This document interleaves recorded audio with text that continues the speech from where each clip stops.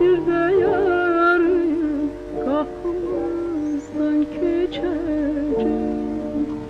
Gören haçan bir de yarın kapımızdan geçecek.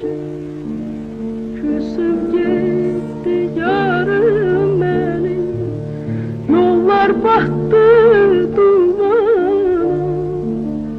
Ah niye öz eşkimi düz demedim ben ona.